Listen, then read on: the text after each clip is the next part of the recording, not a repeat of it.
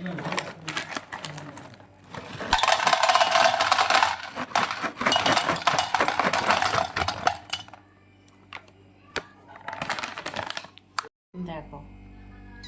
কতগুলো নিয়েছি, রসুন, একটা পেঁয়াজ, একটা ক্যাপসিকাম, একটা টমেটো, একটা ছোটো সাইজের আলু।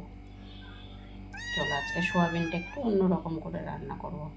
কীভাবে বন্ধুরা দেখো, এখানে হচ্ছে ক্যাপসিকাম, পেঁয়াজ কিউব করে কেটে নিয়েছি। এখানে সোয়াবিনটা সিদ্ধ করে, সিদ্ধ মানে খুবই ভালো করে একদম নরম তুলতুলে হয়ে গেছে সোয়াবিনটা। এখানে দেখো আলু, ছোট্ট একটা আলু, টমেটো, পেঁয়াজ, রসুন সবটাই কুচিয়ে নিয়েছি। এবার আমি রান্নাটা করব। দেখো সবার প্রথমে আমি পেঁয়াজ আর ক্যাপসিকামটা ভেজে নেব, একটু সাথে দিয়ে ভেজে নেব।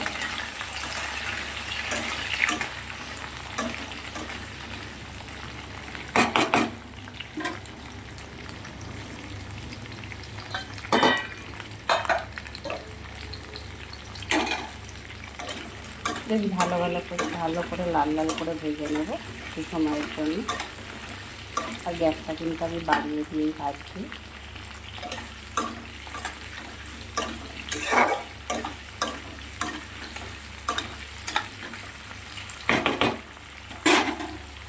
ক্যাপসিকাম আর এটা পেঁয়াজটা তো ভেজে তুলে নিয়েছি।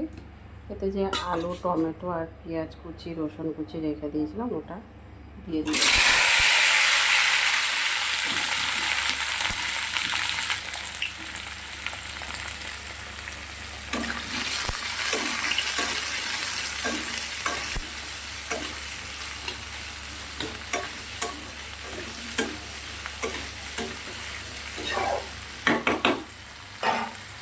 এটা বেশ একটু লাল লাল করে ভেজে নেব। এখানে 2-3 মিনিটের মতন ভালো করে লাল করে ভেজে নিয়েছি। টমেটো, পেঁয়াজ, রসুন, আলু একসাথে।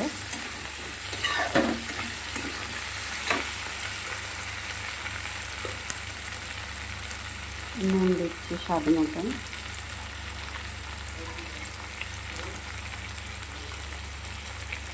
আদা বাটা, জিরে বাটা আর ধনে একসাথে পেস্ট করে 3-4 চামচের মতন দিয়ে জল দিয়ে গুলে রেখেছিলাম।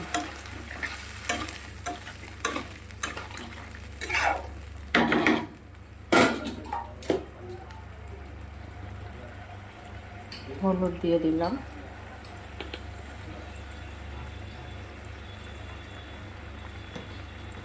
পরিমাণ মতন। খুব বেশি ঝাল খাবো না, লঙ্কার গুঁড়ো সামান্য দিলাম।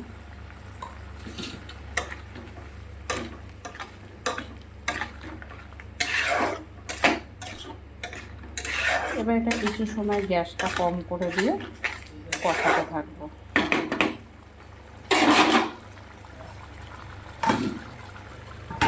ঢেকে দিলাম, কষাবো। এবারে 5 থেকে 7 মিনিটের মতন কষিয়ে নেব। প্রায় 7 থেকে 8 মিনিটের মতন খুব ভালো করে কষিয়ে নিয়েছিলাম। গ্যাসটা কিন্তু একদম কম করে দিয়ে গ্যাস কষিয়েছি, তাতে মশলাটাও ভালো কষানো হয়ে গেছে আর তোমার এটাও ভালো সিদ্ধ হয়ে গেছে। এবার এটা দিয়ে দিচ্ছি। দেখো ক্যাপসিকাম আর পেঁয়াজ যেটা ভেজে রেখেছিলাম আগে থেকে সেটা দিয়ে দিলাম।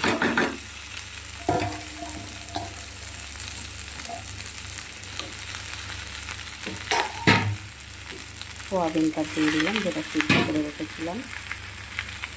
একটু মিষ্টি দিয়ে দিলাম।